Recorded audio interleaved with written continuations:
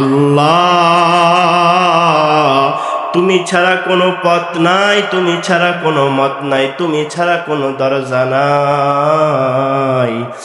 আল্লাহ আসমান থেকে এবার তোমার কুদরত নাজিল করে দাও। আল্লাহ আসমান থেকে এবার তোমার রহমত নাজিল করে দাও। আল্লাহ তাআলা বলে, জিবরাইল, আমার প্যারের বান্দি হযরত হাজরা বহু চেষ্টা করছে, সমস্ত চেষ্টার যখন পরিসমাপ্তি ঘটে গিয়েছে, আমি আল্লাহর পক্ষ থেকে এবার রহমতের বার্তাটা পৌঁছায়া দাও।